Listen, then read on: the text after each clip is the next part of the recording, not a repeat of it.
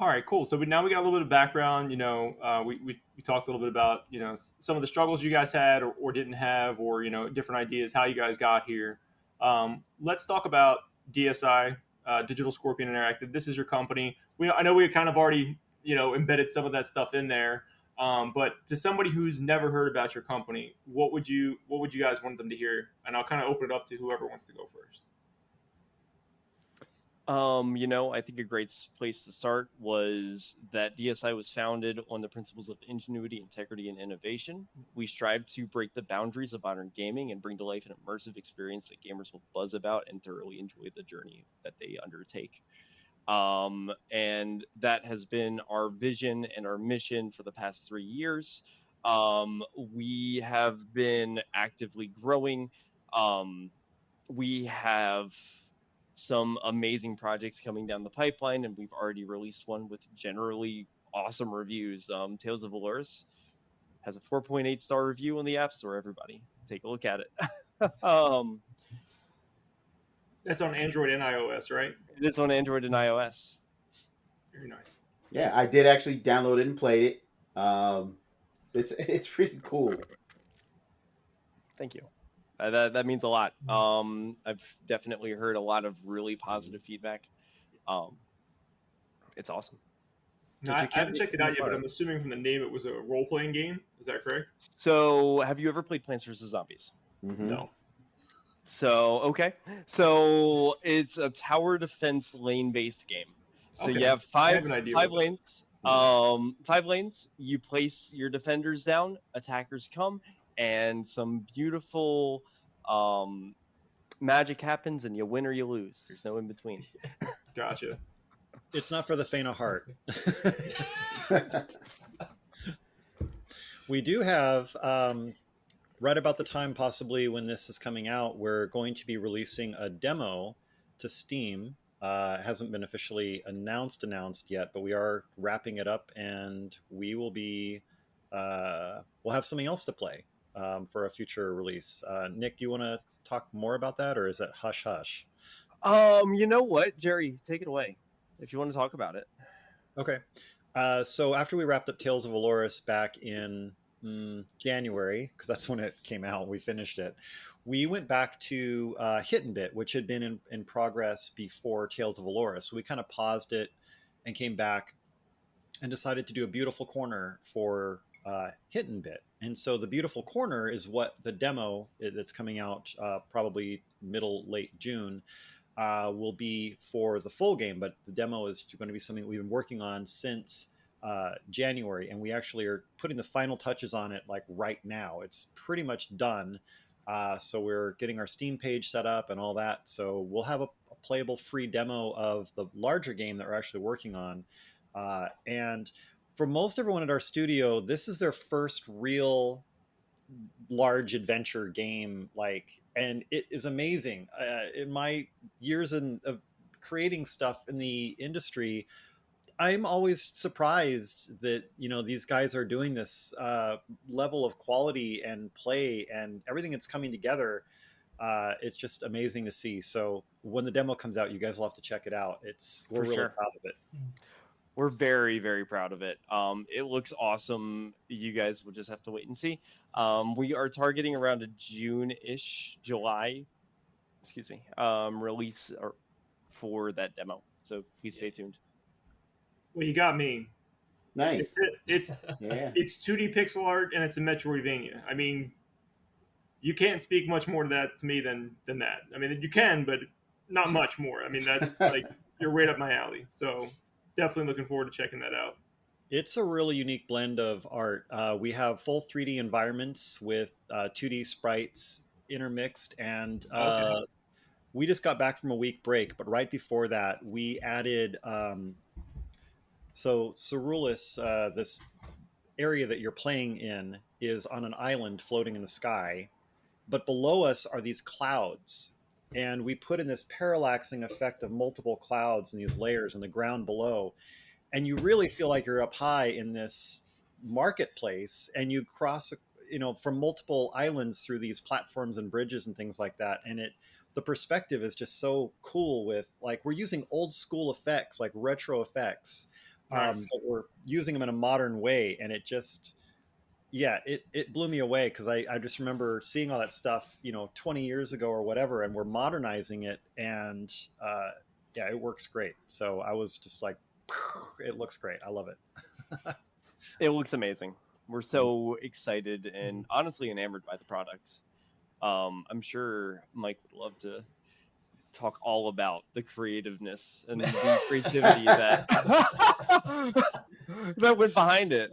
Oh yeah, I mean, when I first joined, it looked a lot different. Nick could tell you about that. I think we've gone through like 4 iterations now. 4 and different it's iterations just, of it. It's so cool. From starting from like the basic bare bones to what it's become now. It's so exciting. Are you I can't guys? wait. Sorry, Wes. Go ahead. No, I said I can't wait. I mean, you had me 2D. A lot of our viewers know I am a big fan of 2D. I miss the 2D art, the pixel art style, and so I'm super excited. I can't wait to play it.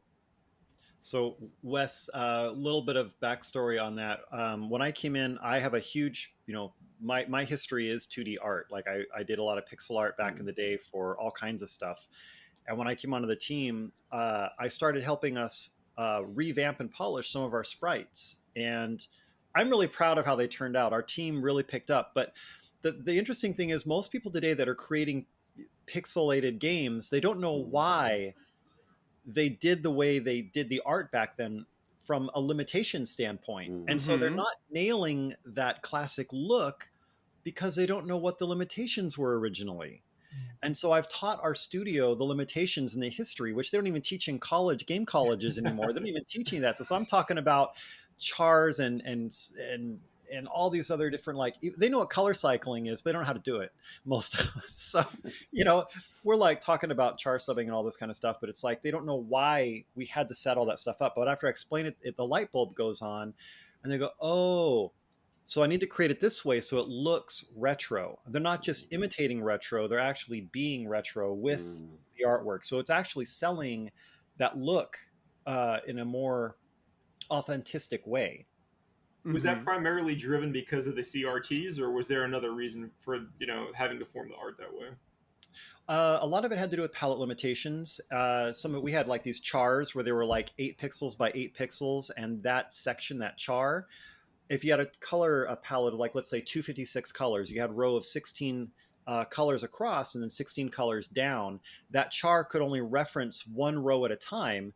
So if you had maybe 2 layers, like your background layer for environment and then like a bush sitting over the top of it, that bush maybe would be sharing one palette across the top, and then the palette below would be sharing maybe the grass texture or the grass, and then your hero characters would be sharing another row out of that. Your HUD would be sharing another row out of that. So you're running out of colors really quick when you throw in some NPCs and enemies and they're all referencing 256 colors.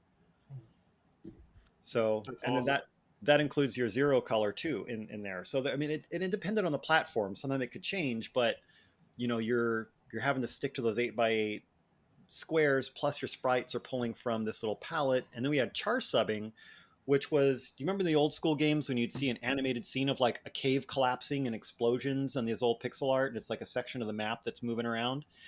They actually had those frames off the side of the map where you couldn't see them, and they were swapping out those frames visibly, and that's what they called char subbing. So there's all a lot of sorts of tricks you had to do back then, huh? yeah. It was a pain in the butt. I'm sure it was. But And now color you're cycling teaching. waterfalls. Don't get me started on color cycling waterfalls. Everybody knows though, the waterfalls hide the best treasures, right? That's like, it has to happen. If you're putting a waterfall in your game, there better be a damn treasure behind at least one of them. Well, it's really fun that you mentioned that, because the backside of water is in fact the 8th wonder of the world. Okay, that's cool. If you didn't know that, I didn't. it's so correct. Go to Magic Kingdom and ride the Jungle Cruise. You'll learn all about it. Okay, that's cool. Man, well, I'm stoked to check out your game for sure. Obviously, we still got a little bit of time. It's probably too early to say. I know you're just getting a demo out, but do you have any kind of frame of when you're going to try to release the game? Like, is it 2025? Are you able to even say that at this point, or is it too far out? Jerry, what do you want to say here? We have the numbers. We know what it's going to take in order for us to release this game and ship this title. However, it all depends on funding and investor support. So I don't want to put a date out there and then it completely fall apart, right? So we're just trying to amass all of the data that we possibly can right now. We're crunching those numbers. We're really trying to prepare for that next level of our business. Okay. So, go ahead. I'm sorry.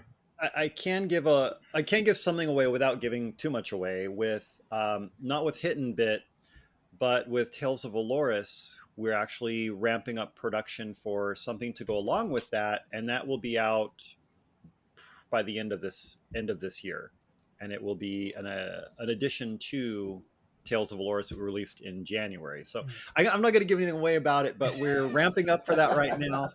We're in pre-production for that, and we're also kind of ramping up back into Hidden Bit as well. So we have two things going, and we do have another top secret title, which I can't talk about, but it's going to be a passion project, a love project. Everyone at the studio is super excited for it. It's a little bit different from everything else we've been doing, but it also harkens back to what we've been doing. And it's a little bit of a crafting and a little bit of RPG, and it's a little bit of everything new that you've seen before, but done in a new, exciting way. It's a lot of bit of cozy. Yeah, action adventure cozy, if that makes sense. Okay. But yeah. Well, Animal Crossing with action. Well, I have a question. I have a question actually for Mike. Mike, I know you outside of this, and I know you're a gamer.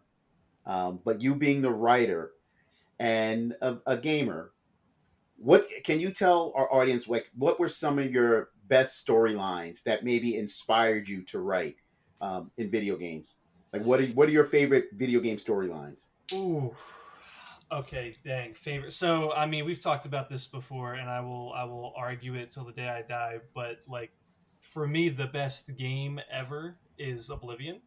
I think from the main storyline to all the little side quests to even like the miscellaneous stuff, it was just all perfection. So that Oblivion's always going to be like something I reference to with my own writing. Also, obviously, The Witcher, it's an easy one to go to. Mass Effect. Dragon Age Origins is also one of my all-time favorite games. I feel like you might like RPGs a little bit. Just a little bit, you know. Yeah, just a smidge. I will say Halo, the first 3 Halos, I will say, also good storytelling. Jerry, what? Oh wait, are you talking about just about storytelling? Was that what that was for? Or was no, you just cut me because I worked on Halo Infinite. Yup. That wasn't a dig at Jerry. That's okay. I get it. It's okay. It's okay, Jerry. I like Infinite. I think Infinite is very underrated. I don't understand. Like it got a pop in the beginning, and then there was like this backlash. It was the weirdest shit I've ever seen. Like I didn't understand. Like what are you talking about? Like everybody liked that game for 30 days, and then at day 31 they were like, "Nope, not good." Like, what do you mean? Did you play the game? I can tell you. I had to defend it a little bit because I really enjoyed Halo Infinite. But go ahead. I did too. I could tell you, but they'd kill me. I'm under NDA.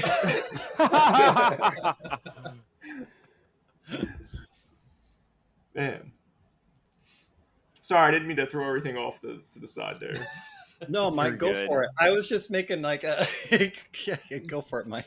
I mean, so I will say, I will say, Halo Infinite's campaign, not that bad. The multiplayer, that's a whole nother. We can't even argue in favor of it. I'm not going to hear any positivity about it, but I'll give you the campaign was fun. Okay. Well, again, we'll keep it to the storylines. So, Yeah. Okay. Yeah. But yeah, I mean, like Matt was saying, pretty much RPGs. It's always the big thing I go to all the time. So something I actually do for my own personal writing is if I'm ever like struggling with like writer's block, I'll actually go and play something like Warcraft, or maybe I'll play Skyrim. I'll make a character, but I'll make my own story for that character and how they fit into that world, not necessarily how the original writers intended. So Nice. Nice. Okay. All right, I'll throw a question to Jerry real quick. I know you worked in a lot of things, so it's not throwing shade at anything else. What project did you have the most fun working on? Oh,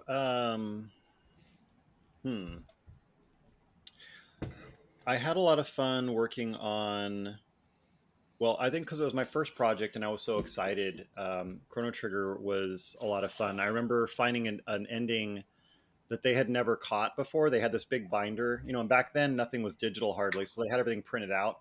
And I was going through this ending, and it was all in Japanese, and it wasn't supposed to be at that point. It was supposed to be in English.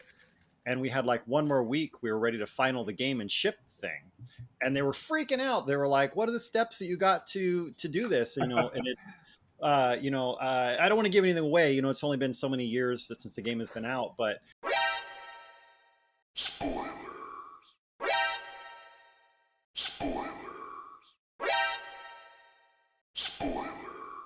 I got the ending where Frog turns into a human, and they were like flipping out, and it's like this was like the people at Redmond in Washington, like this was their main office, and here I am in high school sitting here playing this thing, right? And I had to sit there and show them how, and I just remember the reaction. I had like 4 people standing around me screaming at me, asking me how I got this ending. But I think genuinely the most fun I had was, and most creative control that I had, and this is going to sound really odd because it was when I did the Witches and Wizard cards and portraits for Harry Potter on the Game Boy Color for the first and second games. So the first game, the movie hadn't even come out yet. So it was just books. So I had a lot of creative freedom. The only thing that they couldn't get right was, does Harry's scar go down the center of his forehead or is it off to the side? And I had to redo that portrait so many freaking times. And Rowena Ravenclaw, her Witches and Wizard portrait on her card, I didn't know Rowena was a woman. And so I gave her a beard. And so I had a list of all the Witches and Wizard cards and a brief description that JK had sent me, but it didn't have M or F next to who they were. And so I got a call from her agent, and they said, JK is not really happy with the beard. Can you please get rid of it? Rowena's a woman. And I was like, sure, no one told me, so I took a couple of pixels and I shaved her. That's what ended up in the game. But that's funny. Yeah, I was able to put most of our production team as NPCs for portraits in there, all kinds of fun little things like that. And I was never able to really do that in any other projects, and I'm surprised. I don't think even EA knew. They were the first party publisher. I don't think they even knew that I'd done that. So, even JK has a portrait in there. She's one of the NPCs, I think, in the bus stop or something. She's got like long blonde hair and earrings, and that was JK in the game. So just fun little things like that I was able to do. But, later in art, it was like to a point, and you had to do so much, and it was not the creative freedom that the other titles had. Nick, a question for you, sir. Yes. So you told everybody you have a passion for video games. Sure. Which few games can you pick that inspired you to do this, to do your own company, to make your own games? Yeah. Biggest one, Hollow Knight. The studio behind Hollow Knight is literally 3 people. And of course now Silksong is coming out, and I think they upped their headcount by 2. So they have been a really big inspiration, especially from like that indie startup. Hey, we can do anything. We are here. From more of a studio culture fit and inspiration for that, Double Fine Productions. So the people behind Psychonauts, the people behind Brutal Legend, the people behind the Amnesia Fortnite game jam that they do internally and externally. Tim Schafer is one of my all-time heroes. And I am honestly like, that's who we try to role model when it comes to who we are at Digital Scorpion. So games like that, on top of drawing inspiration from games like Little Nightmares, or drawing it from Octopath Traveler in terms of like stylized art. Hit and Bit takes a lot of that inspiration from games like Octopath, that Japanese RPG that has that open world aspect, but also has that sort of linear story. So it's a lot. It's from everywhere, everything, everywhere, all at once. Okay. Well, Psychonauts was awesome, by the way. I loved Great, it. great game. I Mhm. loved it. Yes. It's a great game. Big fan of the second one as well. If you haven't had the chance to play it, hmm It took forever to come out, but yeah, I finally got it. absolutely. I remember waiting for that. It hasn't been as long as my Beyond Good and Evil 2. West, stop. Whenever, when is that coming Just out? give it up. I want to know. I would love to know when that's coming out. It's not. It's not. Wait! Don't break my heart like that. I mean, I don't know that for a fact, but I mean, look at the state of Ubisoft and the state, like the dude who made it or whatever is gone, right? Like, I mean, I don't know. I doubt it. I doubt it. I don't know how much hearsay you guys believe in, but from what I gather, there are people actively working on that project. Oh, I believe that. Yeah. Oh, yeah. They're It's like actively Beetlejuice. working on that remake of Prince of Persia too. Yeah, I was gonna say it's like Beetlejuice 2. I've been waiting on the sequel from the 80s. So We'll see. It might come out. I don't know. I just like giving One Wes a day. hard time. I like crushing his dreams slowly every time. I'm the same way Every with Star time. Citizen, so.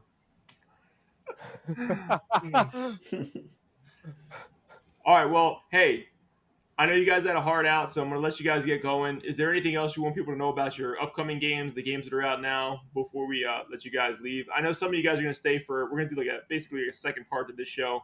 Some of you guys got to go. What do you guys want to say about your previous games, your current games, before we let you out? Jerry, would you like to start? oh sure, put it on me. I think I would just like talk a little bit about the people at our studio. For sure. They are the ones that are making the game. We have roughly 40 people. You know, these people are mostly 30 or under. This is their first time making games, but they are some of the most passionate people I've ever worked with in my history of any studio. They, like I said earlier, they surprise me constantly. And I tell them that, you know, we've got a great studio culture.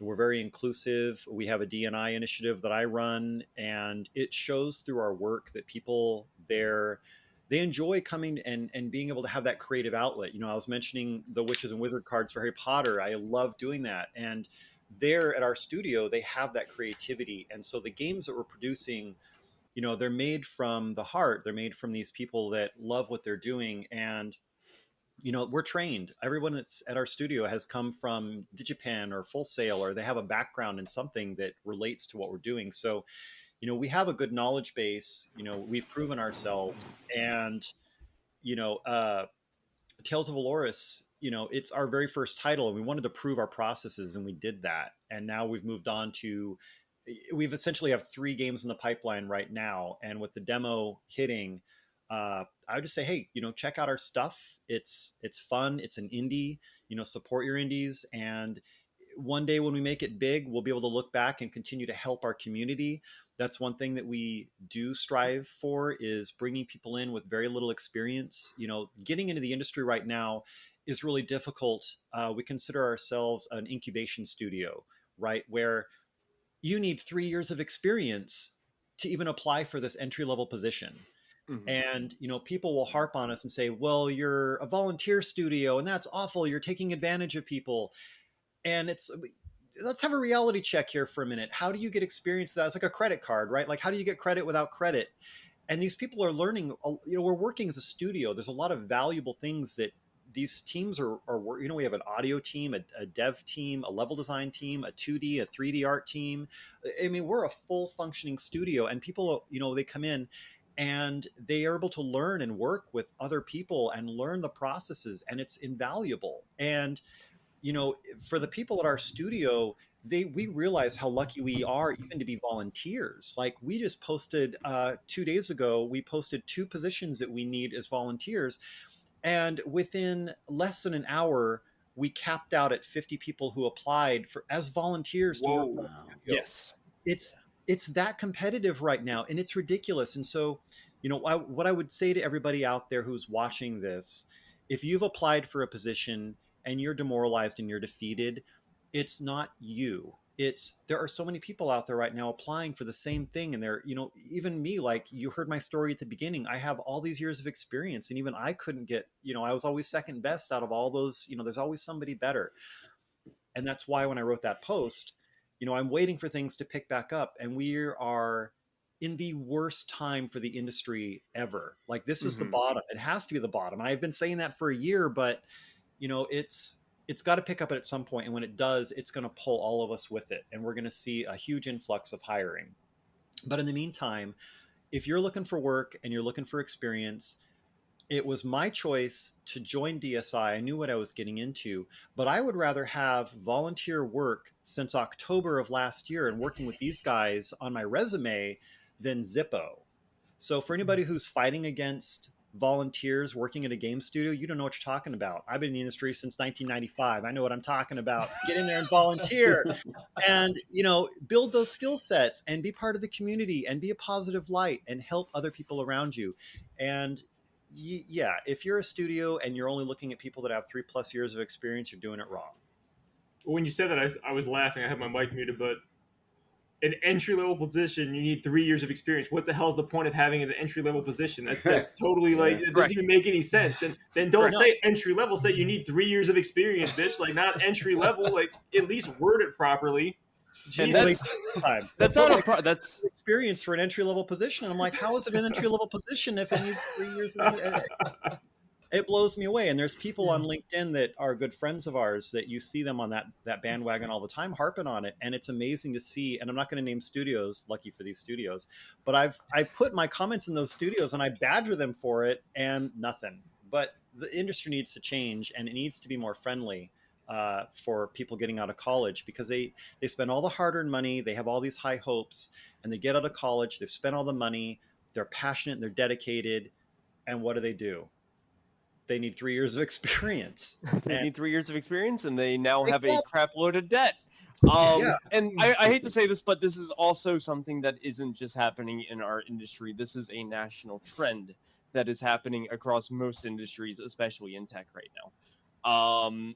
But we are feeling it the most here because we are the smallest, most niche place in the world, and everybody and their mom wants to build a video game. And it is easier than ever with the onslaught of AI for people to go in and simply create something and say, oh, I made this. But in reality, it's stolen from artists and stolen from ChatGPT's development code bases. And we don't want that. We are completely human. We need to build great product and be a great product ourselves. So going back to your question, Matt, of what about our games do we want to plug? We're a people first studio, and we believe in giving people that are right out of school a chance to prove their worth. And Correct. We have a lot of creativity in our studio, and it shows through our work and our video games. Cool. Awesome. So if you guys are looking for spots, I'm sure you guys make posts when you have openings, right? We do. You can follow Digital Scorpion Interactive on LinkedIn, and you can find the latest and greatest news and updates there. You can also follow us on any and all other social media platforms. Plug. Awesome. Check out their new games too, right? Tales of Valorous. Am I saying that correctly? Tales of Valorous. That's on Android and iOS. That is and on then Android and Android. Yeah. Yep. Steam's gonna have Hit and Bit, and then maybe you'll bring that to consoles at some point in the future, possibly? Question mark. Okay. Okay. It'll be a yes. Jerry says just you wait. Yeah. All right. So if you guys just want to say who you are, if you want people to follow you on social media or anywhere, go ahead and drop that in now, and then we'll wrap it up. Yeah. Jerry Voorhees. I'm on LinkedIn. If you need any help or anything with resume or connections, I'm out there and I'm happy to help. Nick Revel. I'm on LinkedIn as well, and I'm happy to help. I'm happy to literally answer any DM that gets sent to me. So please, Onslaught. I want 1,000 DMs tomorrow, and I want to go through every single one of them. And I As will long make my as you're head not spin 400 selling- times. As long as you aren't selling any products or Yeah, services. Yeah. Please don't ask No, us no, about no, no, selling no. your No products. unsolicited. Well, No, dude, no, let me thank tell you. you about our Patreon. Mike Slayman, same deal. Follow me on LinkedIn. I help all writers that come to me with any advice. And if you want to check out my book, look up Soul of the Sword by Michael Slayman on Amazon. All right, Wes, where can people follow you, sir? You can follow me on Instagram at Grendel5XBX. And if you are ever in the South Jersey area, stop in at Level Up Entertainment. Awesome. I'm Matt. You guys can follow me at from NJ2, that's a number 2, CA, over on Twitter. Follow us on social media at Nerdthusiast. If you guys do want to support us on Patreon, patreon.com/Nerdthusiast. You can support us for as little as $1 a month over there. I'm not going to give you guys the rest. Nick's going to go and subscribe as soon as we're done anyway, so it's going to help us out. All right, guys. Until next time, you all take care. Take care, guys. Have a good one.